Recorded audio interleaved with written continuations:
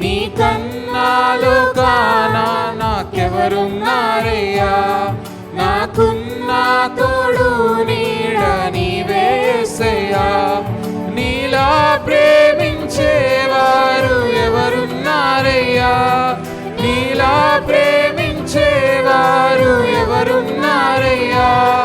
ప్రాణం పెట్టిన దేవుడవు నీవే యేసయ్యా, ప్రాణం పెట్టిన దేవుడవు నీవే యేసయ్యా. నీ కన్నాలో కానా ఎవరున్నారయ్యా, నాకున్న తోడు నీడ నీవే యేసయ్యా. నీ కన్నాలో కానా నాకెవరున్నారయ్యా, నాకున్న తోడు నీడ నీవే యేసయ్యా. కృపామయుడా ఏ అపాయము నా గుడారము సమీపించనీయక, ఏ అపాయము నా గుడారము సమీపించనీయక. నా మార్గములన్నిటిలో నీవే ఆశ్రయమైనందున, నా మార్గములన్నిటిలో నీవే ఆశ్రయమైనందున. కృపామయుడా నా తండ్రి నీవే, నా దేవుడవు నీవే, నా తండ్రి నీవే.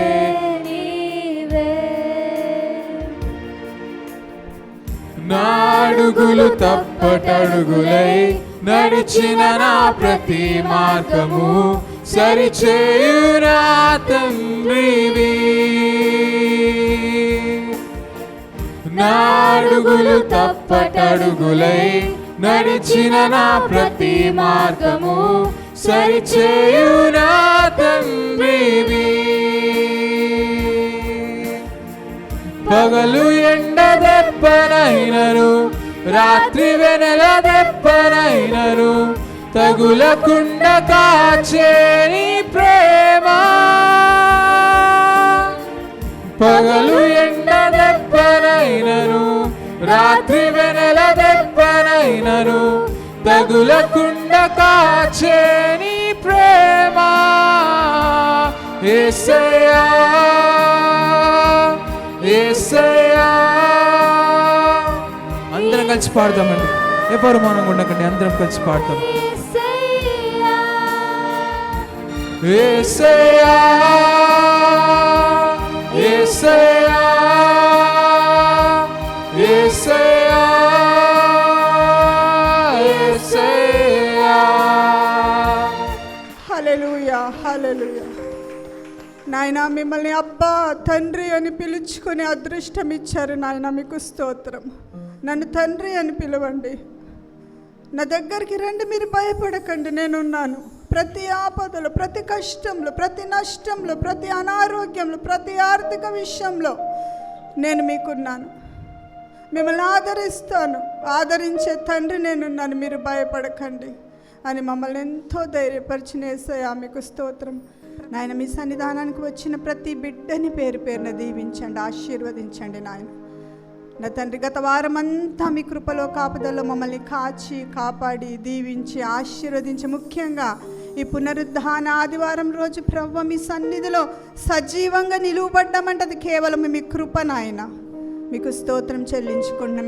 పాటల ద్వారా, ప్రత్యేకమైన పాటల ద్వారా, ఆరాధన ద్వారా మిమ్మల్ని మహింపరిచాం నాయన. అలాగే మీ ప్రియకుమారుని నిలువ పెట్టుకొని తండ్రి, మంచి వర్తమానము చేత మేమందరం ఆదరించబడి మీ యొక్క ఆశీర్వాదాలతో తిరిగి మా గృహాలకు వెళ్ళే కృపను దయచేయమని, ఈ యొక్క ఆదివారపు ఆరాధన మీకు మహిమకరంగా, మీకు ఘనత వచ్చేలాగున, మీకు ప్రభావాలు చెల్లేలాగున దీవించి ఆశీర్వదించమని యేసుక్రీస్తు నామంలో ప్రార్థిస్తున్నాను తండ్రి. ఆమేన్ ఆమేన్. ఈ రోజున కొన్ని విషయాల్ని దేవుని గురించి మనందరికీ శారీరక తండ్రి లేకపోయి ఉండొచ్చు, ఇప్పుడు నాకు కూడా లేరు. అయితే మనందరికీ ఒక ఆత్మీయ తండ్రి ఉన్నారు. ఆయనే మన తండ్రి అయిన దేవుడు. హల్లెలూయా, హల్లెలూయా. కాబట్టి ఈ రోజున అందరం కలిసి ఒకసారి గట్టిగా మన ఆత్మీయ తండ్రి అయిన దేవునికి చప్పట్లు కొడదాం. హల్లెలూయా. మంచిది.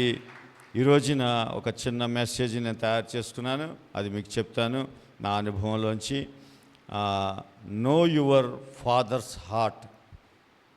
ఎప్పుడు కూడా మనం చాలామందిని గురించి చాలా విషయాలు తెలుసుకుంటాం, అవునా?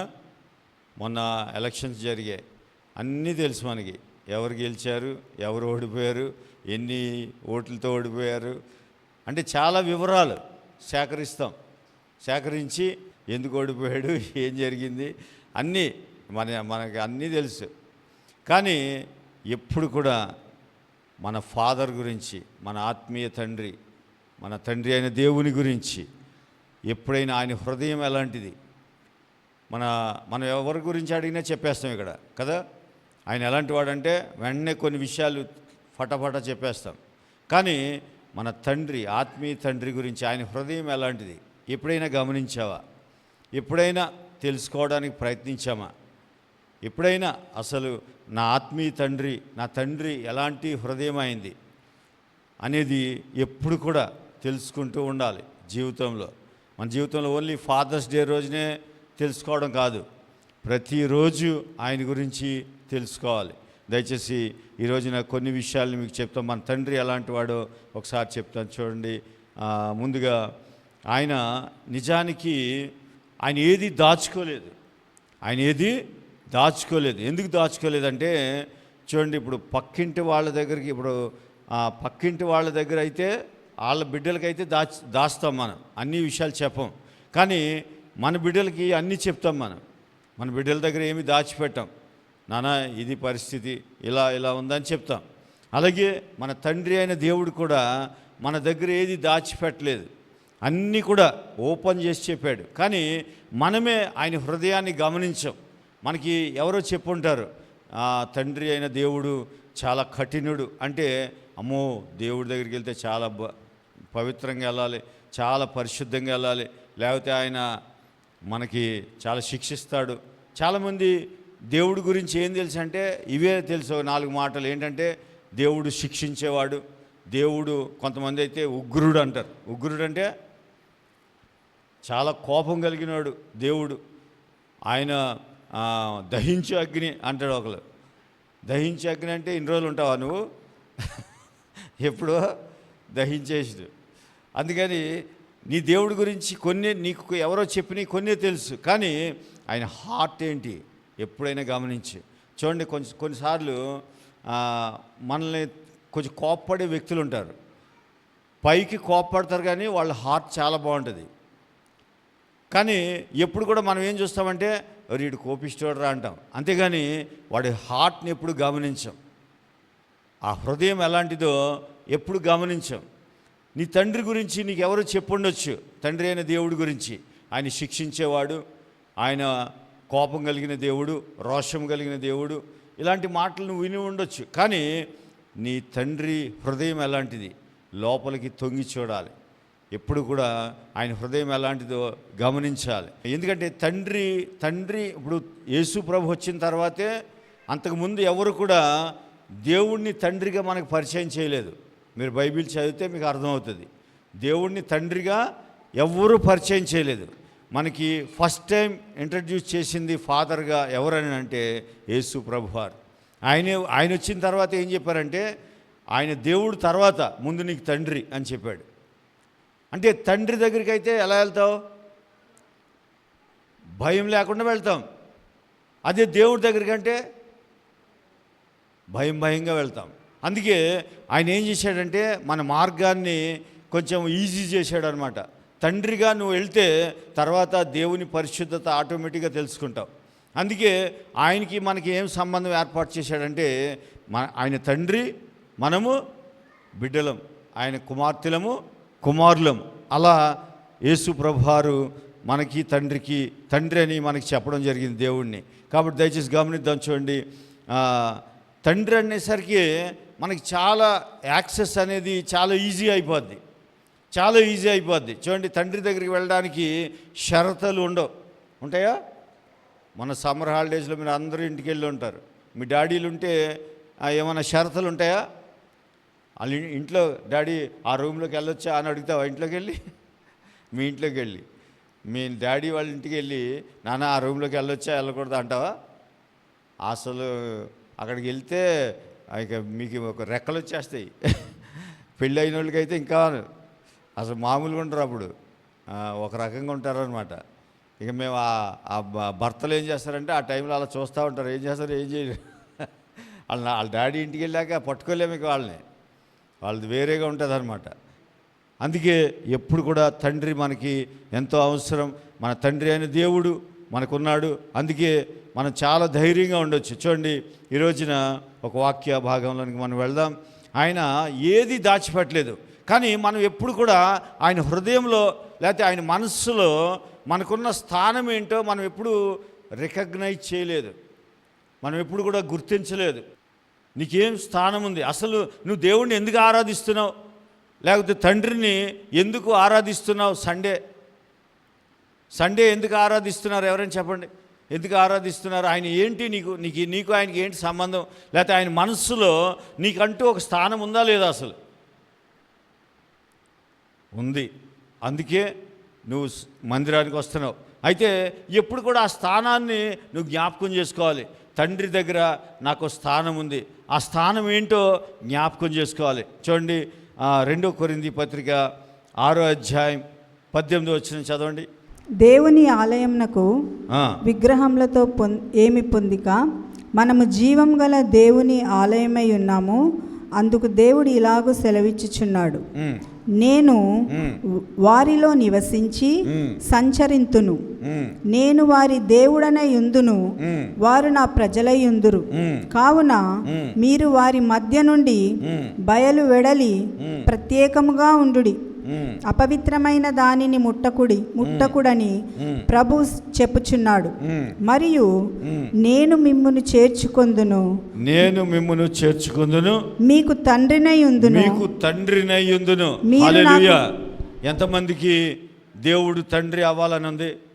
హల్లెలూయా. ఆయన ఎప్పుడూ అయిపోయాడు. ఆయనే చెప్తున్నాడు ఏమనంటే, నేను మీకు తండ్రినై యుందును, తండ్రిగా ఉంటాను. మేబీ ఈ రోజున శారీరక తండ్రి మన మధ్యలో లేకపోయి ఉండొచ్చు, మన తల్లిదండ్రులు. కానీ నీకు ఒక వాగ్దానం చేస్తున్నాడు దేవుడు, ఏమనంటే, నేను నీకు తండ్రినై యుందును, మీరు నాకు కుమారులను కుమార్తెలను అయ్యుందురని సర్వశక్తిగల ప్రభువు చెప్పుచున్నాడు. సర్వశక్తిగల ప్రభువు ఒక మాట చెప్తున్నాడు, ఏమనంటే, మీకు తండ్రినై యుందును, మీరు నాకు కుమారులను కుమార్తెలను అయ్యుందురని సర్వశక్తిగల ప్రభువు చెప్పుచున్నాడు. ఇది ఆయన మనస్సులో నీకు దేవుడిచ్చిన స్థానము. అంటే నువ్వు ఎప్పుడైనా ఆలోచన చేసావా, దేవుని మనస్సులో నాకు ఏ స్థానం ఇచ్చాడు దేవుడు అంటే? నువ్వేమనుకున్నావంటే, నేను ఒక దాసుడిని, ఒక దాసురాల్ని, లేకపోతే నేను ఒక భక్తురాల్ని, ఆయన దేవుడు, ఇలాగే అనుకున్నావు. కానీ ఆయన ఎప్పుడు చెప్పాడు ఈ మాట? 2000 సంవత్సరాలు అయింది ఈ మాట చెప్పి. ఏమని? నేను మీకు తండ్రిగా ఉంటాను, మీరు నాకు కుమారులుగా ఉంటారు మీరు. అంటే నీ స్థానాన్ని మార్చేశాడు ఆయన. మార్చేసి చాలా సంవత్సరాలు అయింది, కానీ నువ్వెప్పుడు కూడా గుర్తించలేదు, నువ్వెప్పుడు కూడా జ్ఞాపకం చేసుకోలేదు. చూడండి, ఎప్పుడైనా మన శారీరక తండ్రి జ్ఞాపకం వస్తే కళ్ళ నుంచి నీళ్ళు వస్తాయి, ఏడుస్తాం, దుఃఖిస్తాం. కానీ మన శారీరక తండ్రి గురించి మత్తయి సువార్తలో చెప్తాడు, నీ తండ్రి చేపను అడిగితే పామునిచ్చినా, రొట్టెని అడిగితే రాయినిచ్చినా, కానీ మీ తండ్రి చెడ్డవారయుండియు మంచి ఈవుల్ని ఇస్తారు, నేను అంతకంటే శ్రేష్టమైనవి నీకు ఇస్తానన్నాడు. అంటే మన తండ్రి కంటే గొప్ప తండ్రి ఇక్కడ ఉన్నాడు. హల్లెలూయా. మన శారీరక తండ్రి కంటే మన తండ్రికి ఒక నామం కూడా ఉంది, ఏంటి? సర్వశక్తి గల ప్రభు. హల్లెలూయా, హల్లెలూయా. మన డాడీకి, మన శారీరక తండ్రికి మేబీ ఏమైనా టైటిల్ లేకపోయి ఉండొచ్చు, కానీ మన సర్వశక్తి గల ప్రభు మన తండ్రి. ఆయన మనకు తండ్రిగా ఉండడానికి దేవుడే, కానీ నీకు నాకు తండ్రిగా ఉండడానికి ఆయన ఇష్టపడతా ఉన్నాడు. దయచేసి గమనిద్దాం. అంటే ఆయన మనస్సులో నీకున్న స్థానం ఏంటి? ఆయన ఏ స్థానం ఇచ్చాడు నీకు? కుమారుడు, కుమార్తె. నువ్వు ఎప్పుడు కూడా నువ్వు ఎంత ఆనందంగా ఉండాలి? ప్రభా, నువ్వు సర్వశక్తి గల ప్రభువువే, సర్వోన్నతుడివే, పూజ్యనీయుడు, కానీ నాకు తండ్రిగా ఉండడానికి ఇష్టపడ్డావు, నీకు వందనాలు ప్రభా అని చెప్పాలి. అందుకే చూడండి, ఇప్పుడు శారీరక తల్లిదండ్రులు కొన్ని సంవత్సరాలు ఉంటారు, తర్వాత మన మధ్యలో ఉండరు, కానీ లేకపోయినా మనకి ఎల్లప్పుడూ నిత్యము నీతో ఉండేది ఎవరంటే సర్వశక్తి గల ప్రభువే మన తండ్రి. హల్లెలూయా, హల్లెలూయా. ఆయన తండ్రిగా ఉండడానికి ఇష్టపడతా ఉన్నాడు. ఆయన ఎప్పుడో రివీల్ చేశాడు ఈ మాట, కానీ ఎంతమంది మనస్సులో ఈ మాట జ్ఞాపకం చేసుకున్నారు చెప్పండి? నాకు తండ్రి మనస్సులో నేను కుమార్తెని, నేను కుమారుణ్ణి. ఇప్పుడు నువ్వు కుమార్తెవి, కుమారుడు అనుకుంటే నీ తప్పులు గుర్తొస్తాయి అక్కడ తండ్రి దగ్గర? చెప్పండి, గుర్తుకు రావు. తండ్రితో ఎప్పుడు ఎలా ఉంటాను? చాలా అన్యోన్యంగా ఉంటావు, ఎప్పుడు కూడా డాడీ డాడీ అనుకుంటా ఉంటావు. అదే దేవుడైతే నువ్వు నిత్యము ఉండలేవు ఆయనతో. అందుకే ఆయన నీకు ఒక స్థానం ఇచ్చాడు. నువ్వు నా కుమార్తెవి, నా కుమారుడు, కాబట్టి ఎనీ టైం నువ్వు డాడీ దగ్గరికి రావచ్చు. చూడండి, ఇప్పుడు పిల్లలకి ఏదన్నా చెడ్డ కళలు వచ్చాయనుకో, ఏదో పిచ్చి కళలు వస్తే వాళ్ళు నిద్రలోంచి లేచి వచ్చి నిన్ను ఏం చేస్తారు? లెగ్గొడతారు, డాడీ డాడీ అని, లేకపోతే మమ్మీనో గట్టిగా పట్టేసుకుంటారు. అంటే నువ్వు నిద్రపోతున్నావు కదా, డాడీని లేపితే ఏమనుకుంటాడో అనుకోడు. ఎందుకని? వాడికి భయం వేసింది, నీ దగ్గరికి వస్తాడు అంతే. వాడికి ఏది కావాలని నీ దగ్గరికి వస్తాడు. ఇప్పుడు వాడు ఏదైనా ఒక బిస్కెట్టో లేకపోతే బిస్కెట్ ప్యాకెట్టో చాక్లెట్ కొనుక్కుంటానని డబ్బులు అడిగాడు, ఏం చేస్తాను? సర్వెంట్ లాగా ఇవ్వు వాడికి. ఆ పాకెట్లో పర్స్ ఉంది నాన్న, తీసుకో, ఓ 20 రూపీస్ తీసుకుని వెళ్ళి అంటాం, లేకపోతే 50 రూపీస్ తీసుకెళ్ళంటే వాడు 50 అనుభవి 100 తీసుకెళ్తాడు. అయినా కూడా నువ్వేమంటావు? ఎవరు అంటావా?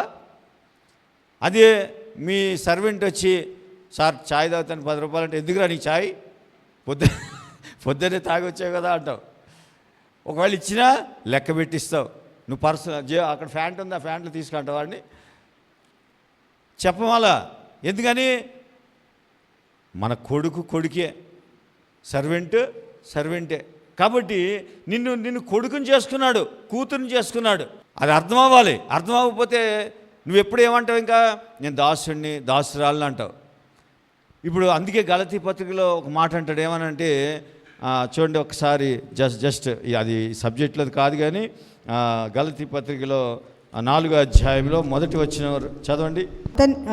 బాలుడై ఉన్నంత కాలము అతనికిని దాసునికిని ఏ భేదమును లేదు, ఏ భేదము లేదు. అంటే నిన్ను కుమారుని కుమార్తెను చేసుకుని కొన్ని వేల సంవత్సరాలైంది, కానీ దాసుడికి కుమారుడికి వారసుడికి భేదం లేదు. అంటే నువ్వు ఇంకా దాసుడిగానే ఉన్నావు. ఏంటి కారణం అంటే నీకు ఆ గమనం రాలేదు ఇంకా. అంటే మైండ్లోంచి ఆయన నీ తండ్రి అనే కాన్షియస్ రాలేదు. అలా నువ్వు రికగ్నైజ్ చేయలేదు ఆయన్ని. అందుకని నువ్వు ఎన్ని సంవత్సరాల క్రిస్టియన్ లైఫ్ ఉన్నా కూడా ఆ దాసునికిని ఏంటది అతనికిని బాలుడై ఉన్నంత కాలము అతనికిని దాసునికిని ఏ భేదమును లేదు. అంటే వారసుడికి దాసుడికి భేదం లేదు. ఎందుకు భేదం లేదు అంటే వీడు ఇంకా బాలుడే,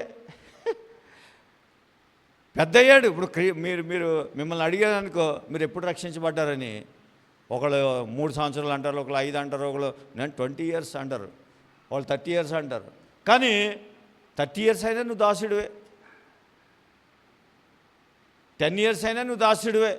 ఎప్పటి వరకు? నువ్వు బాలుడై ఉన్నంతకాలం. అంటే క్రిస్టియన్ లైఫ్లో నీ గ్రోత్ ఆగిపోయింది. గ్రోత్ ఎక్కడ ఆగిపోయిందంటే నువ్వు దేవుడి దగ్గరే ఉన్నావు, ఇంకా ఆయన నీకు సమీపంగా వచ్చేసాడు తండ్రిగా. హల్లెలూయా, హల్లెలూయా. నీ తండ్రి అయ్యి వచ్చేసాడు ఆయన, కానీ నీకు ఇంకా ఆ దేవుడు అనేది పోలేదు. కాబట్టి తండ్రి దగ్గర ఉన్నది ఏది నువ్వు తీసుకోలేవు. తీసుకోలేవు. నీకు అర్హత ఉంది, నువ్వు కుమారుడివే, వారసుడివే, కానీ నువ్వు తీసుకోలేవు. నువ్వు బాలుడిగా బతుకుతున్నావు. బాలుడు అంటే నీ దాసుడిని ప్రభా. ఇప్పుడు నా కొడుకు వచ్చి నీ దాసుడిని అన్నాడు అనుకున్నాను, వెంటనే హాస్పిటల్కి తీసుకుపోతాడిని. ఏంటి వీడు దాసుడు అంటాడు, వీడు దాసుడు అంటున్నాడు ఏంటి, వెంటనే హాస్పిటల్కి తీసుకుపోతాను. ఇప్పుడు నువ్వు ఎన్ని సంవత్సరాల నుంచి ప్రార్థన చేస్తున్నావు, ప్రభా నీ దాసురాలి ప్రభా అన్నావు అనుకో, ఆయనకి అర్థం కాక ఏ హాస్పిటల్కి తీసుకెళ్ళాలి నిన్ను, ఆయనే పరమ వైద్యుడు, ఇంకెక్కడికి తీసుకెళ్తాడు? నా కుమార్తె నా ఆస్తిని అనుభవిస్తలేదని బాధపడతాడు, ఇంకంతగానే ఏం చేస్తాడు? అందుకే మైండ్ ఎప్పుడు రిచ్గా ఉండాలి. నీ దేవుడు ఏం ఆలోచిస్తున్నాడంటే ఆయన దగ్గర లేక కాదు, నువ్వు దాసుడిగా బ్రతుకుతున్నావు, అది ఆయనకి ఇష్టం లేదు. నా కొడుకని ఆయన చెప్పుకుంటున్నాడు. ఇప్పుడు కొడుకని ఎప్పుడు పరిచయం చేస్తావు చెప్పండి? నీ కొడుకు మంచిగా సూటు బూటు వేసుకుని చక్కగా నీ పక్కకు వచ్చి మంచి టాలెంట్ ఉందనుకో, అప్పుడు మా అబ్బాయి అండి నవ్వుకుంటా, వాళ్ళు అడగపోయినా సరే మా అబ్బాయి అండి వీడు చాలా చాలా అన్నిట్లో ఇది అని అలా అలా చెప్తా ఉంటావు. ఎందుకు? వాడు మంచి ఇదిగా ఉన్నాడు కాబట్టి. అదే కొడుకు దాసుడిలాగా ఉన్నాడు అనుకో, దాసుడిలాగా ఉన్నాడు, వాడికి ఎంత చెప్పినా వినలేదు, వినకపోతే వాడిని పరిచయం చేయడానికి నువ్వు ఇబ్బంది పడతావు. వాళ్ళు అడుగుతున్నా సరే ఏదో మాట దాట వేస్తారంటారు కదా, అట్లా ఏం చేస్తున్నాడు మీ అబ్బాయి అంటే మొన్నే ఊరెళ్ళి వచ్చామండి అంటావు, సంబంధం లేని మాటలు. ఎందుకంటే తప్పించుకోవాలి కదా. వాడు అప్పటికే 10 సార్లు చదివి ఉంటాడు 10th క్లాసు, వాడి గురించి చెప్పలేక ఇక నువ్వు ఏదో ఒకటి టాపిక్ మార్చేస్తావు. అదే టాలెంట్ ఉందనుకో వాడి దగ్గర, వాళ్ళు అడగకపోయినా నువ్వు చెప్తా ఉంటావు. తండ్రి కూడా నీ గురించి అదే ఆలోచిస్తాడు, నా కూతుర్ని నా కుమారుని చేసుకుని ఎన్నాళ్ళు అయింది, వీళ్ళు ఇంకా పిల్లల్లాగానే ఉన్నారు, ఇంకా బాలుళ్ళలాగానే ఉన్నారు, వీళ్ళకి ఇది ఎప్పుడు పోద్ది, ఈ మైండ్ ఎప్పుడు మారుతుంది, అది ఆయన ఆలోచన. దయచేసి గమనిద్దాం. నువ్వు దేవునితో తప్పు చేసినా, ఒప్పు చేసినా, మంచి చేసినా, చెడ్డ చేసినా ఈ స్థానంలో నుండి నువ్వు మాట్లాడాలి. ఈ స్థానాన్ని నువ్వు విడిచిపెట్టకూడదు. ఇప్పుడు చూడండి, నువ్వు తప్పే చేసావు, నీ తండ్రి దగ్గర 10 ఎకరాల పొలం ఉంది, నువ్వు తప్పే చేసావు, తప్పు చేసావని 10 ఎకరాలు వదిలేస్తావు నువ్వు? మాట్లాడండి. అసలు 10 ఎకరాలు ఇచ్చి చూడండి సార్, అప్పుడు చూద్దాం అంటారు. తర్వాత సాగుది 10 ఎకరాలు ఇవ్వండి ఫస్ట్, అప్పుడు చెప్తా అంటారు. మీరు 10 ఎకరాలు ఉందానికి పోయి 10 ఎకరాలు వదిలి 1 ఎకరం ఉంది, వదిలేస్తావా? నువ్వు మంచోడు కాదు, వదిలేస్తావా? ఆయన ఏమో ఎదురు చూస్తున్నాడు, ఈ ప్రపంచం, ఈ సృష్టి అంతా నాదే, సృష్టి కూడా మన గురించి ఎదురు చూస్తుంది. రోమపత్రిక అంటాడు, కుమార్తెల కొరకు సృష్టి మిగులు ఆశపడి చూస్తుందట. నా కొడుకు అని ఎప్పుడు అంటాడు రా నాయన వీడు, నా తండ్రి అని అంటాడని ఎదురు చూస్తుందట సృష్టి. నువ్వేమో ఎప్పుడు నేను దాసుడిని ప్రభా అంటే నువ్వేమనుకుంటావు అంటే, ఇలాగంటే దీనస్థితి, దీనుడిని అనుకుంటాడు దేవుడు అని. అది కాదు దీనస్థితి. నువ్వు కుమారుడు అంటే దీనుడు. హల్లెలూయా, హల్లెలూయా. ఎప్పుడు కూడా నువ్వు నేను ఒక మాట చెప్తున్నాను, నువ్వు తప్పు చేయి, ఒప్పు చేయి, తప్పు చేయమని చెప్పట్లేదు, కానీ ఒకవేళ మేబీ నువ్వు చేస్తే, మీరు చేయరులే కానీ చేస్తే ఎప్పుడు కూడా ఏం చెప్పాలి? మీరు తండ్రి దగ్గర దెబ్బలాడాలి. ఇది నాది, నాకు ఇవ్వాల్సిందే, నాకు ఇచ్చి తీరాల్సిందే. ఆయన ఎవరు? పాత నిబంధనలో ఉంటాడు, ఎబ్బేజు ఏం ప్రార్థన చేశాడు? వాళ్ళ అమ్మ తిట్టింది, వాడికి పేరు పెట్టింది ఏమని? వేదన పుత్రుడు అని పేరు పెట్టింది వాళ్ళ మమ్మీయే. వాళ్ళ బ్రదర్స్ వాళ్ళు కూడా ఒరే వేదన ఇట్రా అంటున్నారు, వేదన పుత్రుడా ఇట్రా అంటున్నారు. వాళ్ళ మమ్మీ అలాగే పిలుస్తుంది. అరే మాట్లాడితే వేదన అంటున్నారు. అప్పుడు వాడికి కోపం వచ్చింది. దేవా నాకు నా ఆస్తిని విశాలపరచు, నా సరిహద్దులు విశాలపరచు అన్నాడు. అంతే, ఒక్క మాట, ఒక చిన్న ప్రార్థన, అంతే, దెబ్బకు విశాలపరిచేసాడు. ఎప్పుడైనా అడిగేవాళ్ళ భయం నీకు, ఎందుకంటే ఇస్తాడు. నువ్వేం చేస్తావంటే నీ క్యారెక్టర్ని చూసుకుంటావు. అమ్మో నేను అంత మంచివాడిని కాదు, అంత మంచిదాన్ని కాదు, నేను అడిగితే ఇస్తాడేంటి, అదంతా పాస్టర్ గారు అలాగే చెప్తాడు, ఎవరు నీదంతా నీ మీదే ఫోకస్, నాకెందుకు ఇస్తాడు ఆయన? నేను ప్రేయర్ రిక్వెస్ట్ పెడితే వాళ్ళు ప్రార్థన చేస్తే ఇస్తాడు అనుకున్నారు. కొడుకు ప్రేయర్ రిక్వెస్ట్ పెడతాడా బిర్యానీ కావాలని? అమ్మ మీ పిల్లలు బిర్యానీ అడుగుతారా అడగరా? పక్కింటి ఆంటీతో చెప్పిస్తారా మీకు? మమ్మీ బిర్యానీ మా మమ్మీకి చెప్పండి మీరు, ఆంటీ ప్లీజ్ కొంచెం బిర్యానీ చేసి పెట్టాలని అంటారా? అందుకని నువ్వు ఎవరో ప్రేయర్ రిక్వెస్ట్ నీకు అవసరం లేదు. తండ్రి అని తెలిస్తే ప్రేయర్ రిక్వెస్ట్ ఉండదు. నువ్వు భక్తురాలు అని తెలిస్తే నీకు ప్రేయర్ రిక్వెస్ట్ కావాలా? భక్తురాలుగా ఉండాలా, భక్తుడిగా ఉంటావా, కొడుకుగా ఉంటావా? అది నీ ఇష్టం. ఒకవేళ అలాగే భక్తురాలుగా ఉంటే బాలుడు అంటాడు దేవుడు. ఆయన భాషలో ఏమంటాడంటే బాలిక, ఆడవాళ్ళు ఏమంటారు? బాలిక అంటారు. బాలిక అంటే ఇంక నీకు వారసురాలివే కానీ నీకు ఆస్తి ఇవ్వడు. నువ్వు ఎంతవరకు కొంచెం భోజనం చేసి వెళ్ళిపోడు, పప్పు అన్నం తిని వెళ్ళిపోవడమే అంతే. నీకేమి మాంసం ఉండదు, నీకు మటన్ ఉండదు. ఎందుకంటే బాలికవి, బాలుడు నీకెందుకు ఇస్తాడు? ఇవ్వడు. అందుకే దేవుని దగ్గర నువ్వు కొట్లాడి తీసుకోవాలి, దెబ్బలాడి తీసుకోవాలి. ఆమె చూడండి, కనాను స్త్రీ వచ్చింది, కొట్లాడి తీసుకెళ్ళిపోయింది స్వస్థత. శతాధిపతి వచ్చాడు, ఆయనకి దేవుడు ఎవరు తెలియదు, అన్యులాళ్ళు. వాళ్ళు వచ్చి నా దాసుడికి స్వస్థత కావాలి ఇప్పుడే, నువ్వు మాట మాత్రం సెలవి అన్నాడు. అంతే, వీడి విశ్వాసం నేను ఎక్కడ చూడలేదురా నాయన, తీసుకెళ్ళిపో అన్నాడు. అలా ఉండాలి దేవుని దగ్గర. దయచేసి గమనిద్దాం చూడండి. అందుకే మీ మనసులో మొదటి విషయం ఏంటంటే నువ్వు కుమారుడు కుమార్తెవి. ఇది ఎప్పుడు కూడా మర్చిపోవద్దు. చూడండి, అదే దానికి ఇంకొక రిఫరెన్స్ చెప్తాను. ఎఫెసీ పత్రిక 1వ అధ్యాయం 6-7 వచనాలు.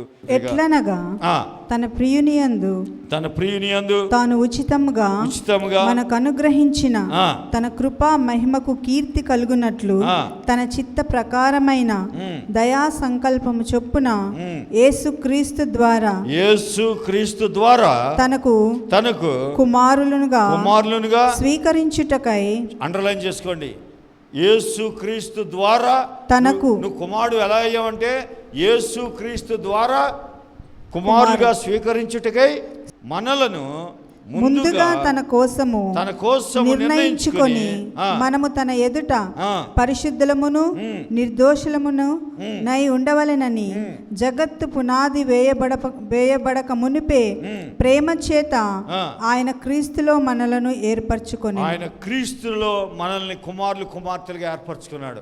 ఎప్పుడు? జగత్తు పునాది వేయబడక ముందు నిన్ను నిర్ణయించుకున్నాడు.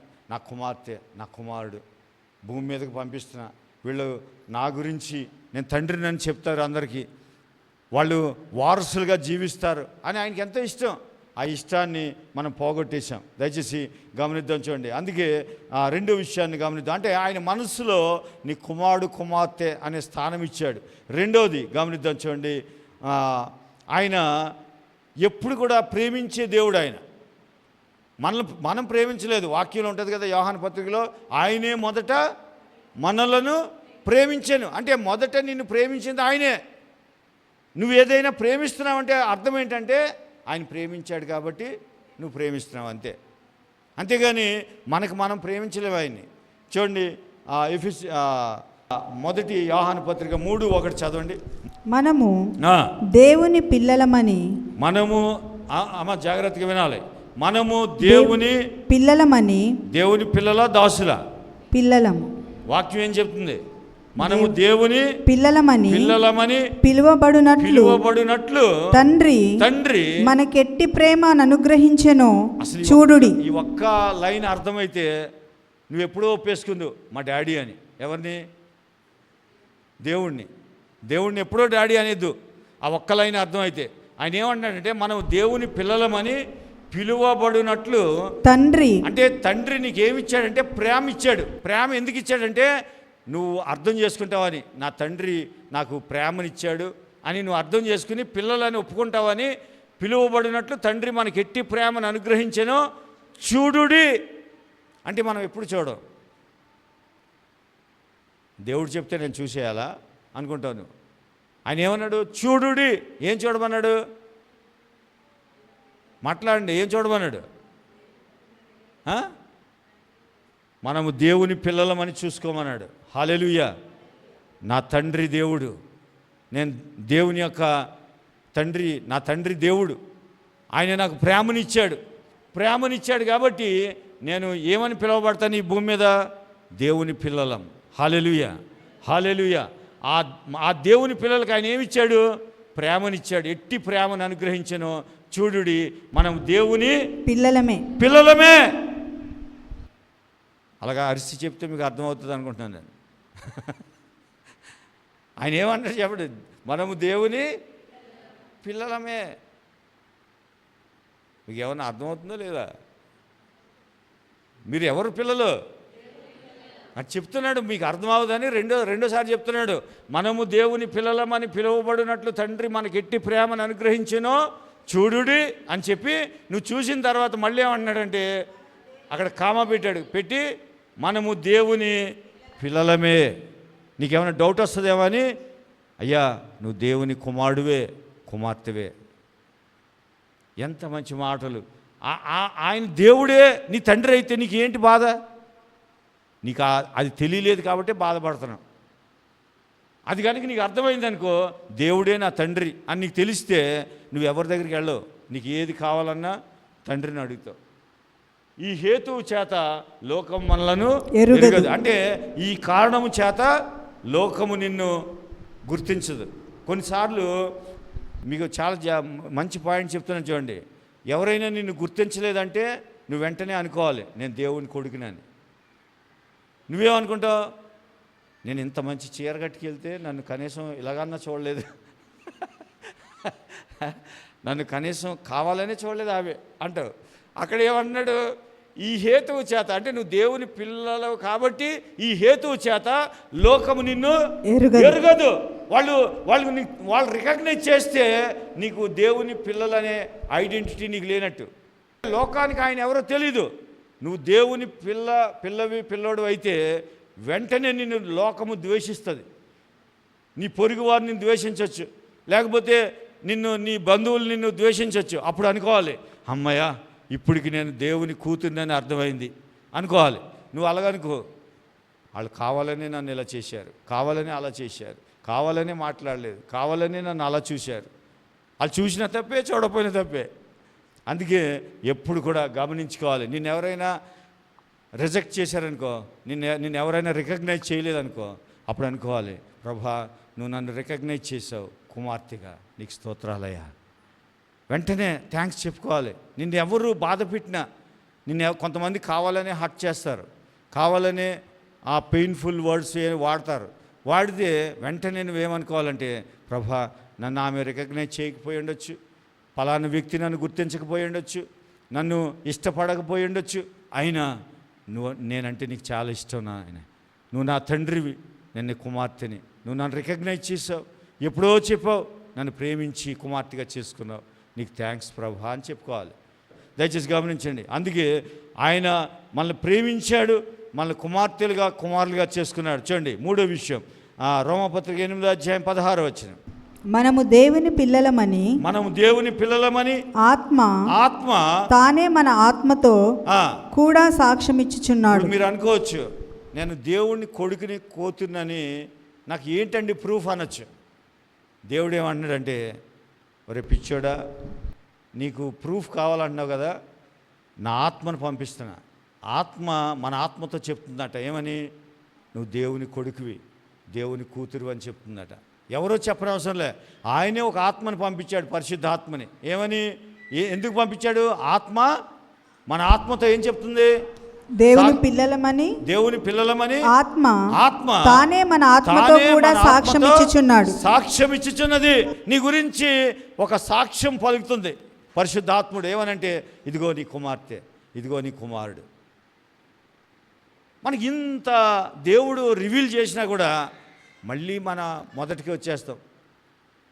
దాసుని ప్రభా, దాసురాలని ప్రభా, అది మర్చిపోండి. నువ్వు కొడుకువి, కూతురువి నువ్వు. దయచేసి గమనించండి. అందుకే ఎప్పుడు కూడా మన జీవితంలో చివరిగా ఒక విషయాన్ని చెప్పి నేను ముగిస్తా. చూడండి, చాలాసార్లు జాగ్రత్తగా వినండి. మన జీవితంలో ఒంటరితనం చాలాసార్లు నేను కూడా అనుభవించా. అందరం ఉంటాం, కానీ ఒంటరితనాన్ని అనుభవిస్తాం. అలాగే కొన్నిసార్లు కొన్ని పోగొట్టుకుంటాం. అందరూ ఇక్కడ ఉన్నారా? దయచేసి జాగ్రత్తగా వినండి ఈ మాటలు. కొన్నిసార్లు ఒంటరితనంగా ఉంటాం, అందరూ ఉంటారు, అయినా ఒంటరితనంగా ఉంటాం. చాలాసార్లు కొన్నిటిని పోగొట్టుకుంటాం. కొన్నిసార్లు సంతోషం పోతుంది, మన దగ్గర నుంచి మన ఆనందాన్ని సైతాన్ని ఏదో ఒక రకంగా దొంగిలిస్తూ ఉంటుంది. కొన్నిసార్లు మన మీద మనకి నమ్మకమే పోతుంది, కాన్ఫిడెన్స్ పోతుంది. చూడండి, కొన్నిసార్లు ఏం కాదులే బ్రదర్, నువ్వు ఒకవేళ బిజినెస్లో లాస్ అయిన వాళ్ళకి మనం ఏం చెప్పామనుకో, ఏం కాదులే, నువ్వు మళ్ళీ డెవలప్ అవుతావు, నువ్వు మళ్ళీ ఉద్యోగం పోయిన వాళ్ళకి చెప్పాను మళ్ళీ ఉద్యోగం వస్తుందిలే, ఏం కాదులే అంటే వాళ్ళ మీద కాన్ఫిడెన్స్ పోతుంది. ఎందుకంటే ఏమో అన్న నాకు నమ్మకం లేదంటారు. ఇక మళ్ళీ నేను బాగుపడతాననే నమ్మకము నాకు లేదు. నమ్మకం పోగొట్టుకుంటాం కొన్నిసార్లు మనకి ఇవ్వబడిన స్వాతంత్రాన్ని పోగొట్టుకుంటాం. ఫ్రీడమ్, దేవుడు స్వాతంత్రం ఇచ్చాడు, కొన్నిసార్లు పోగొట్టేసుకుంటాం. బానిసగా బ్రతకడానికి ఇష్టపడతాం. కొన్నిసార్లు అలాంటి పరిస్థితులు వచ్చేస్తాయి. నువ్వు స్వతంత్రాలువే కానీ దాసుడిగా బ్రతికే పరిస్థితులు కొన్నిసార్లు వస్తాయి. అలాగే కొన్నిసార్లు ఇలాంటివన్నీ ఎన్నో జరిగి ఉంటాయి. మీ జీవితంలో, నా జీవితంలో ఎన్నోసార్లు ఇలాంటి సంఘటనలు జరిగి ఉంటాయి, ఎవరికి చెప్పుకోలేం. అలాంటివి జరిగినప్పుడు ఆయన ప్రేమ మాత్రమే వాటన్నిటిని తీసుకురాగలదన్నమాట. చూడండి, ఈ విషయాల్ని నేను ఒక ఉదాహరణతో మీకు చెప్తాను. తప్పిపోయిన కుమారుడు ఉన్నాడు, చిన్న కుమారుడు గురించి నేను ఆలోచన చేసినప్పుడు చాలాసార్లు చెప్పాను, మీకు చాలా రకాలుగా చెప్పాను. చిన్న కుమారుడు ఆస్తి తీసుకుని వెళ్ళిపోయాడు తండ్రి దగ్గర. నాకు చిన్న కుమారుడు అంటే ఇష్టం, అలా దెబ్బలాడి తీసుకెళ్ళిపోవాలి. మీరు అనుకుంటున్నారు ఎందుకు పాడు చేసేయడానిక? పాడు చేసే దేవుడి దగ్గర అలా దెబ్బలాడి తీసుకెళ్ళాలి. తండ్రిని అడిగేశాడు, నా వాటా నాకు ఇచ్చే అన్నాడు, అంటే ఇచ్చేశాడు అంతే. అలాంటి కొడుకంటే ఇష్టం దేవుడికి. అంతేగాని ఏమో ప్రభా నీ చిత్తం నాయన, ఇస్తే ఒక 100 గజాలు నాయన దాంతోనే సరిపెట్టేసుకుంటాను అన్నవాడు అంటే ఇష్టం ఉండదు. నాది నాకు ఇచ్చేయి అనేవాడు ఇష్టం.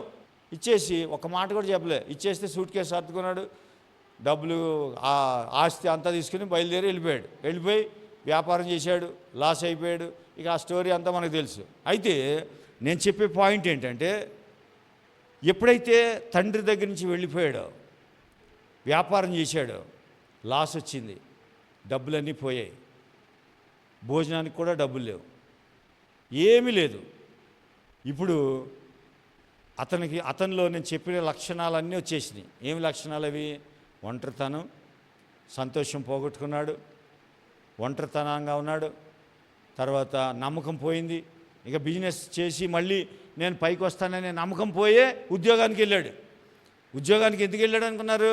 బిజినెస్ చేశాడు, లాస్ అయ్యాడు, ఇంకా నమ్మకం పోయింది. ఇక నేను మళ్ళీ డెవలప్ అవుతానని నమ్మకం లేదు, నమ్మకం పోయింది.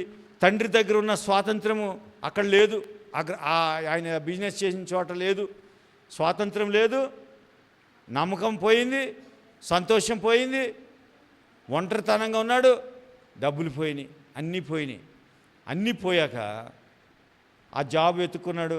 ఆ జాబ్ దగ్గర కూడా సాటిస్ఫాక్షన్ లేదు, భోజనానికి కూడా డబ్బులు రాలేదు. అక్కడ రాకపోతే మీరు గమనించండి, జాబ్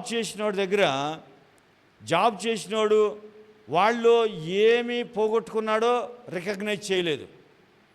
ఇప్పుడు ఒక వ్యక్తి దగ్గర జాయిన్ అయ్యాడు, పందులకు మేపుతానని జాయిన్ అయిన యజమాని ఆ వ్యక్తిని చూశాడు కానీ ఆ వ్యక్తి ఏం పోగొట్టుకున్నాడో రికగ్నైజ్ చేయలేదు. నువ్వు పందులను కాయి నీకు అన్నం పెడతానన్నాడు అంతే. జాగ్రత్తగా గమనించాలి. అంటే ఏ వ్యక్తి నువ్వు పోగొట్టుకున్న ఒంటరితనము, సంతోషము, లేకపోతే నువ్వు పోగొట్టుకున్న నమ్మకం, స్వాతంత్రం నీకెవరు నువ్వు అనుకుంటావు, నేను నా ఫ్రెండ్ దగ్గరికి వెళ్ళి చెప్తే నాకు కొంచెం బలంగా ఉంటుందండి, కొంచెం వాళ్ళు నన్ను పుష్ చేస్తారు, లేకపోతే నన్ను ధైర్యపరుస్తారు అనుకుంటావు. వాళ్ళు ఇంకా నిన్ను ఇలా దించేసి పంపిస్తారు. ఎందుకనంటే ఆ యజమాని దగ్గరికి వెళ్తే అతను ఏమీ ఇవ్వలేదు. ఆయన ఏమేమి పోగొట్టుకున్నాడు? ఒంటరితనంగా ఉన్నాడు, సంతోషం పోగొట్టుకున్నాడు, నమ్మకం పోగొట్టుకున్నాడు, తర్వాత ఆ స్వాతంత్రం పోయింది, డబ్బులు పోయాయి, ఇవన్నీ ఏమీ ఇవ్వలేదు. ఆ వ్యక్తి ఏమన్నాడంటే, నువ్వు నా పందులను కాస్తే నీకు అన్నం పెడతా అన్నాడు. సరే, దానికి కూడా ఇష్టపడ్డాడు కానీ అది కూడా దొరకలే. మొదటి వ్యక్తి ఆ వ్యక్తిలో ఉన్న ఆ ఒంటరితనాన్ని అవన్నిటినీ మళ్ళీ తీసేయలేకపోయాడు. తర్వాత ఇంకో వ్యక్తి దగ్గరికి అప్పుడు ఆ కుమారుడికి బుద్ధి వచ్చింది. బుద్ధి అంటే నేను ఈరోజు నా మెసేజ్ అదే, నో యువర్ ఫాదర్స్ హార్ట్. అప్పుడు కొడుక్కి తండ్రి హృదయం అర్థమైంది. నా తండ్రి ఎలాంటి వాడు ఒకసారి ఆలోచన చేశాడు. తండ్రి ఎలాంటి వాడు అంటే పని మనిషి వచ్చినా సమృద్ధిగా పెట్టి మళ్ళీ బాక్స్ పెట్టి పంపించేవాడు. తండ్రి ఎలాంటి వాడంటే ఆ తినడమే కాదు, వాళ్ళ ఇంటికి కూడా తీసుకెళ్తాడు, అంత సమృద్ధి. అది గుర్తొచ్చింది. అరే, నా తండ్రి సమృద్ధి గలవాడు, ప్రేమ గలవాడు, అందరికీ వద్దంటే భోజనం, వాళ్ళకి అలాంటి పని చేయకపోయినా భోజనం పెడతాడు. అలాంటి తండ్రి నా తండ్రి హృదయం అలాంటిది. కాబట్టి నేను అక్కడ వెళ్దామని బయలుదేరి వెళ్ళాడు. వెళ్ళిన తర్వాత నా పాయింట్ ఏంటంటే, మొదటి వ్యక్తి ఆ పోగొట్టుకునే ఇవ్వలేదు. ఇప్పుడు ఈయన యజమాని దగ్గర, డాడీ దగ్గర పనిచేసే పనోళ్ళు వచ్చారు. వాళ్ళందరూ చూస్తున్నారు, ఆ చెప్పులు లేవు, ఆ బట్టలు మాసిపోయినాయి. వాళ్ళ దగ్గర పనిచేసే వాళ్ళ దగ్గర ఆ పిల్లోడిని ఎత్తుకున్న వాళ్ళు ఉంటారు, లేకపోతే ఆ పిల్లోడితో ఆడించిన వాళ్ళు ఉంటారు, ఆ పిల్లోడితో కలిసి తిరిగిన వాళ్ళు ఉంటారు. పనివాళ్ళే కానీ కలిసి తిరిగిన వాళ్ళు కూడా ఉంటారు. కానీ మీరు గమనించండి, అక్కడికి ఎవరు రాలే, వాడి దగ్గరికి ఎవరు రాలే. అలా నిలబడి చూస్తున్నారు. నిలబడి చూస్తుంటే వాళ్ళందరిలో ఒక వ్యక్తే పరిగెత్తాడు. ఆ వ్యక్తి ఎవరంటే తండ్రి. హల్లెలూయా. అంతకుముందు ఆ పిల్లోడిని ఆడించారు, ముద్దలు తినిపించారు, ఆ పిల్లోడితో ఆడుకున్నారు, అన్నీ చేశారు. కానీ అందరూ అలా చూస్తున్నారు వస్తుంటే, పిచ్చోళ్ళలాగా వస్తుంటే. కానీ ఒక్కవాడు మాత్రమే ఆ జనంలోంచి పరిగెత్తుకుంటూ వెళ్ళాడు, తండ్రి. నాకు ఆ పేర్లు గుర్తులేవు, కానీ ఒకసారి ఏదో దేశంలో ఒలింపిక్స్ ఏదో జరుగుతుంటే రన్నింగ్ కాంపిటీషన్ జరుగుతుంది. అక్కడ అది వీడియోలో యూట్యూబ్లో కూడా గూగుల్లో కూడా వస్తుంది, మీరు సెర్చ్ చేసి కొట్టండి. ఆ పేర్లు నాకు గుర్తులేదు. అయితే చాలా సంవత్సరాల నుంచి ప్రాక్టీస్ చేశాడు కొడుకు. ప్రాక్టీస్ చేసి ఆ 800 మీటర్స్ 1000 మీటర్స్ దాంట్లో కాంపిటీషన్లో పాల్గొని చాలా ప్రాక్టీస్ చేసి తండ్రిని కూడా తీసుకెళ్ళాడు స్టేడియంకి. డాడీ, ఈరోజు నేను ఎట్లయినా సరే గోల్డ్ మెడల్తో వస్తాను అని చెప్పి ఆ స్టేడియంకి వెళ్ళాక తండ్రి 1000 కాళ్ళతో ఎదురు చూస్తున్నాడు. నా కొడుకు గెలిచిపోతాడు, నా కొడుకుని పట్టుకుని ముద్దాడాలి అని ఎంతో ఆశగా చూస్తున్నాడు. చూస్తూ ఉంటే స్టార్ట్ అయింది ఆ రన్నింగ్ కాంపిటీషన్ స్టార్ట్ అయ్యాక ఇలా రౌండ్గా ఉంటుంది, మీరు చూసే ఉంటారు ఒలింపిక్స్లో. అది పరిగెడుతున్నాడు, కుమారుడు స్టార్ట్ చేశాడు. ఫస్ట్ రౌండ్, సెకండ్ రౌండ్ అన్నీ అవుతూ ఉంటే సడన్గా అప్పుడు వరకు అందరికన్నా ఫస్టే ఉన్నాడు. అయితే కొన్ని సెకండ్స్లో ఇంకా నా కొడుకు ఫస్ట్ వచ్చి గోల్డ్ మెడల్తో అందుకుంటాడు నా కొడుకు అని తండ్రి అలా చూస్తున్నాడు. సడన్గా కాలు పట్టేసింది కొడుక్కి. ఇది జరిగిన స్టోరీ. ఇది కాలు పట్టేస్తే వెంటనే కొడుకు ఆగిపోయాడు స్టేడియంలో. ఆగిపోయి ఇంకా కదలలేకపోతున్నాడు. వాళ్ళు పరిగెట్టేస్తున్నారు, ఆ వెనకాల ఉన్నవాళ్ళు ఆయనకన్నా అప్పటి వరకు ముందున్నాడు కొడుకు. వెనకాల అందరూ పరిగెట్టుకుంటూ వస్తుంటే తండ్రి ఆ స్టేడియం అంతా అలా చూస్తుంది, కానీ ఎవ్వరూ కదులుతలేదు, బయటికి రావట్లేదు. కానీ ఒక వ్యక్తి, అంటే ఆ స్టేడియంలో ఆ రన్నింగ్ కాంపిటీషన్ అప్పుడు ఎవరు రాకూడదు లోపలికి, ఆ రూల్స్ ఉంటాయి. ఆ రూల్స్ని బ్రేక్ చేసి ఒక వ్యక్తి పరిగెట్టుకుంటూ ఆ స్టేడియంలో దూకేసి ఆ కుంటుతున్న అబ్బాయిని పట్టుకుని ఆ తండ్రికి శిక్ష పడుతుందని తెలుసు. ఎందుకంటే అది వరల్డ్ దాన్ని ఏమంటారు, ఒలింపిక్స్ అవి. అలాంటప్పుడు మధ్యలోకి వెళ్తే వాడికి శిక్ష వేస్తారు, జైలు శిక్ష వేస్తారు. అలా అని తెలిసి కూడా ఆ గ్రౌండ్లోకి పరిగెత్తుకుంటూ వెళ్ళిపోయి ఆ కొడుకుని ఇలా చేయి మీద భుజం మీద వేసుకుని ఆ కొడుకుని పరిగెత్తి ఇలా నడిపించుకుంటా, ఆల్రెడీ పరిగెట్టుకుంటూ వెళ్ళిపోయారు. ఇలా నడిపించుకుంటా తండ్రి అక్కడ దాకా తీసుకెళ్ళాడు. ఎక్కడి వరకు అది టచ్ చేయాలి, ఆ టచ్ చేసే వరకు తీసుకెళ్ళి గట్టిగా పట్టుకుని ఏడ్చేశాడు తండ్రి. అయితే స్టేడియం అంతా లేచి చప్పట్లు కొట్టేశారు. గెలిచింది వేరేవాడే, కానీ ఆ రోజు అందరూ ఏమన్నారంటే గెలిచింది తండ్రి కొడుకులు గెలిచారు. హల్లెలూయా. ఎందుకంటే ఏ వ్యక్తి రాలేదు, కానీ ఒక వ్యక్తి పరిగెత్తుకుంటూ వచ్చాడు, తండ్రి. కొడుకు మెడల్ కంటే కొడుకంటే ఎక్కువ ఇష్టం. మెడల్ పోతే పోయింది, నా కొడుకుని గెలిపించుకోవాలి, నా కొడుకు నమ్మకాన్ని గెలిపించాలి. అలాంటి తండ్రి మనల్ని కూడా గెలిపించడానికి కొడుకుని పంపించి మనల్ని ఆయన సిలువుకి ఎక్కించి మనల్ని గెలిపించుకున్నాడు. హల్లెలూయా. గట్టిగా చప్పట్లు కొడదాం యేసయ్యకి. చూడండి, ఇప్పుడు ఈ కొడుకు అంతమందిలో తండ్రి ఒక్కడే ఆ పరిగెత్తుకుంటూ వెళ్ళి మెడ మీద పడి ముద్దు పెట్టుకున్నాడు. అయితే మీరు గమనించండి, ఈ గ్రూప్ ఎవరు కూడా ఆ కొడుకు పోగొట్టుకున్నవి ఏమీ ఇవ్వలేదు. ఎవరు దాసులుగా ఉన్న వాళ్ళు ఎవరు ఇవ్వలేదు. ముందు ఎవరు ఇవ్వలేదు? యజమాని, ఉద్యోగస్తు, ఎవరి దగ్గర ఉద్యోగం చేస్తున్నాడో ఇతని గురించి ఏం తెలీదు, ఇతనిలో ఏముందో ఏం లేదో తెలీదు. అలాగే ఈ దాసులుగా ఉన్న వాళ్ళు కూడా ఆ పిల్లోడికి ఏం కావాలో అది ఇవ్వలేకపోయారు. తర్వాత మీరు గమనించండి, సొంత అన్న, రక్తం పంచుకుని పుట్టిన అన్న, వాడు కూడా వచ్చి ఏమన్నాడంటే, నీ కొడుకు వేశ్యలతో ఆ డబ్బుని ఖర్చు పెట్టాడు, వాడికి నువ్వు విందు చేస్తావా అని అడిగాడు. ఎవరు? సొంత అన్న, రక్తం ఒకటే బ్లడ్. వాడు ఏమడిగాడంటే, వాడు పాడైపోయాడు అంటే, అప్పుడు తండ్రి, దాసులేమో అడగలేదు, కానీ వాళ్ళ మనసులో డౌట్ ఉంది, వీడిని బెల్ట్ వేసి కొడతాడా ఇప్పుడు వీళ్ళ నాన్న, లేకపోతే వీడిని ఏమంటాడో చూద్దామని చూస్తున్నారు. కానీ వాళ్ళ డాడీ ఏమన్నాడు చూడండి ఒకసారి. 24వ వచనం చదవండి. 24వ వచనం. ఈ నా కుమారుడు, ఈయన వాళ్ళకి చెప్తున్నాడు, దాసులకి, ఆ సర్వెంట్స్కి చెప్తున్నాడు, ఈ నా కుమారుడు చనిపోయి మరలా బ్రతికెను. ఈ విషయము జాగ్రత్తగా గమనించినామా, జాగ్రత్తగా. ఈ విషయము తండ్రికి తప్ప ప్రపంచంలో ఎవరికి తెలియదు. యజమానికి తెలియలేదు, ఉద్యోగం ఇచ్చిన యజమానికి తెలియలేదు. ఈ కొడుకు నశించి పోయి, ఏమని రాసింది, చనిపోయి మరలా బ్రతికెను విషయము ఒక తండ్రికి తప్ప ఒక అన్నకి తెలవదు, ఒక యజమానికి తెలవదు, వాటితో తిరిగి వాటి సర్వెంట్గా ఉన్న సర్వెంట్కి తెలియదు, ఎవరికి తెలీదు. ఒకే ఒక వ్యక్తికి తెలుసు ఆ కొడుకు గురించి. ఏంటంటే ఆయన చనిపోయి బ్రతికాడు నా కొడుకు. హల్లెలూయా. ఇంకో మాట అంటాడు, తప్పిపోయి దొరికెనని చెప్పాను. తప్పిపోయి దొరికాడు నా కొడుకు. ఈ రెండు విషయాలు ప్రపంచంలో తండ్రి అయిన దేవుడికి తప్ప ఇంకెవరికి తెలీదు. నేను అందుకే చెప్తున్నాను, ఇక్కడ కూర్చున్న వాళ్ళందరిలో ఒంటరితనం ఉంది, నమ్మకం లేదు మీ మీద మీకు. అలాగే మీ సంతోషం ఎవరో దొంగిలించారు. చాలా విషయాలు మీ జీవితంలో జరగరాని విషయాలు జరిగాయి. కానీ మీ గురించి ఒక తండ్రికి మాత్రమే తెలుసు, ఏంటంటే నా కుమార్తె, నా కుమారుడు చనిపోయి బ్రతికాడు. హల్లెలూయా. నా కుమారుడు తప్పిపోయి దొరికాడు. ఈ రెండు మాటలు తండ్రి తప్ప ఇంకెవడు మాట్లాడు. వాళ్ళన్నీ ఏం మాట్లాడాడంటే, వీడు దరిద్రుడు, వేస్ట్ ఫెలో, వీడు డబ్బులన్నీ తీసుకెళ్ళి వేశ్యలతో ఖర్చు పెడితే వాడికి విందు చేస్తావా నువ్వు అని డాడీ మీద కోపమయ్యాడు. కానీ ఒక్క దాసులేమో నిలబడి చూస్తున్నారు. ఆడు మనసులో అనుకుంటున్నారు, కొడుకేమో బయటకు అన్నాడు పెద్ద కొడుకు, కానీ దాసులేమో లోపల అనుకుంటున్నారు ఏమనంటే, వీడు అంత వేస్ట్ ఫెలోగాడు, అది ఇది అని మనసులో అనుకుంటున్నారు వాళ్ళు. తర్వాత యజమాని అక్కడ పందులు కాశీ దగ్గర ఉద్యోగం ఇచ్చినాడేమో, వీడు ఎక్కడో వేరే దేశస్తుడు, ఓన్లీ ఆ ఉద్యోగం పడేద్దాం, ఏదో ముద్దు పడేద్దాం అంతే.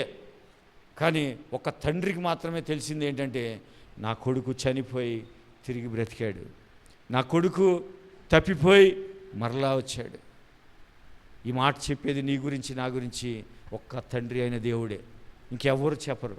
ఇంక ఈ లోకంలో నువ్వెవరిని నమ్మినా, నీ రక్తం పంచుకుని పుట్టిన బంధువులైనా సరే ఎవరు నీ గురించి అలా చెప్పరు. తప్పు చేస్తే నువ్వు తప్పు చేసావని చెప్తారు.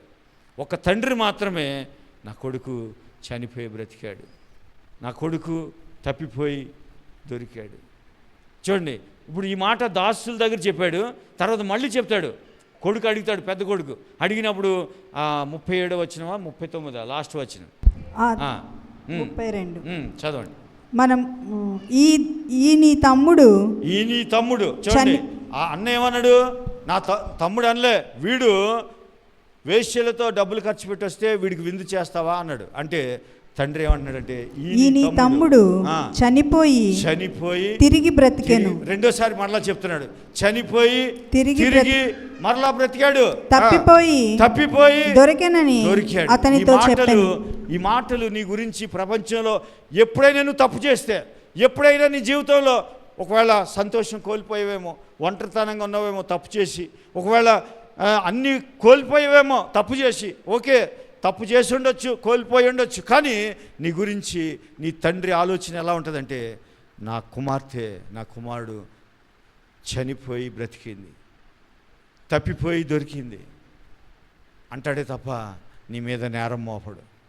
నేరం మోపేది ఎవరంటే నీ రక్త సంబంధులు, నీ బంధువులు, నీ నీ నీ స్నేహితులు, నీ నీ నీ చుట్టుపక్కల వాళ్ళు, నీ కొలీగ్స్ నీ మీద నేరం మోపుతారు. కానీ తండ్రి అయిన దేవుడు నీ మీద నేరం మోపడు. ఆయన ఒకటే మాట 2 సార్లు చెప్పాడు, ఈయన కుమారుడు చనిపోయి బ్రతికాడు, తప్పిపోయి దొరికాడు, అంతే. అందుకే విందు చేస్తున్నాను. ఈ మనస్సు తండ్రికే ఉంటుంది, ఇంకెవరికి ఉండదు. హల్లెలూయా, హల్లెలూయా. ఇంత మంచి తండ్రి మనకు దేవుడు, ఇంత మంచి తండ్రి. ఆ కొడుకు నిజమే దుర్వ్యాపారం చేశాడట, దుర్వ్యాపారం, వేశ్యలతో తిరిగాడు. కానీ ఏ ఒక్క వర్డ్ ఆయన యూజ్ చేయలేదు. ఆయన తిట్టచ్చు, కానీ ఆయన ఒకటే, ఆయన ప్రేమ గల తండ్రి. ఆయన చెప్పే మాటలు 2. నీ గురించి ఎప్పుడైనా చెప్తే ఇదే చెప్తాడు. ఒకవేళ నువ్వు తప్పు చేస్తే ఈ మాటలే చెప్తాడు. నా కుమార్తె చనిపోయి బ్రతికింది, నా కుమార్తె తప్పిపోయి దొరికింది. ఎందుకంటే నీ ఒంటరితనం దేవుడికి తెలుసు, నీ కోల్పోయిన సంతోషం దేవుడికి తెలుసు, నీ నీ నమ్మకం కోల్పోయిన ఆ విషయము తండ్రి అయిన దేవునికే తెలుసు. కొన్నిసార్లు నీ మీద నీకే కాన్ఫిడెన్స్ పోయింది, అది దేవుడికి తెలుసు. మళ్ళీ నిన్ను బలపరిచేది. ఇప్పుడు చిన్న కుమారుడు మళ్ళీ ఎలా బలపడ్డాడంటే ఈ 2 మాటలే. ఏ 2 మాటలు? నాకు ఆ మాటలు అంటున్నప్పుడు నేను అనుకుంటాను, మేబీ చిన్న కొడుకు ఏడుస్తూ ఉండొచ్చు, కన్నీళ్ళు కారుస్తూ ఉండొచ్చు. అవును డాడీ, నేను చనిపోయి బ్రతికాను. అవును డాడీ, నిజమే, నేను తప్పిపోయి దొరికాను. ఆ మాటలు అనుకుని ఏడుస్తూ ఉండొచ్చు కొడుకు, చిన్న కొడుకు. అందుకే ఎప్పుడు కూడా నిరుత్సాహపడద్దు.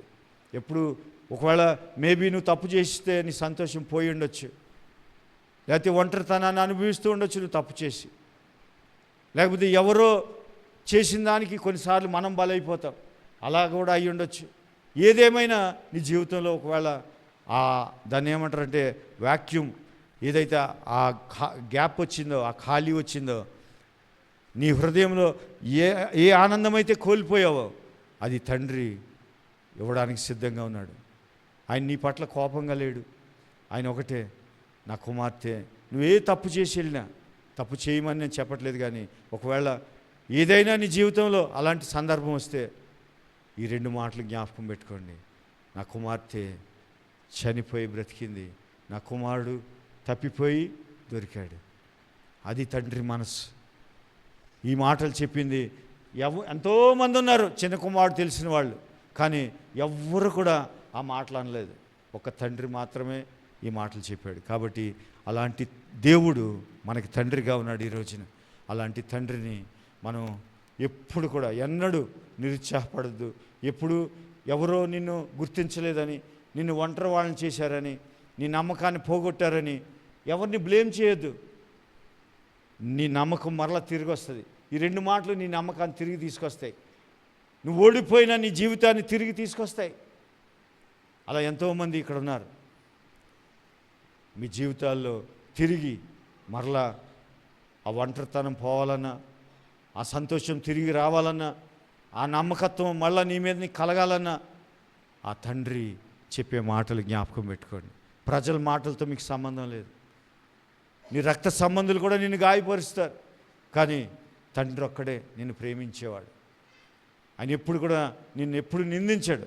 నేను మీకు చివరిగా ఒక మాట చెప్తున్నాను, ఏమనంటే know your father's heart, know your father's love.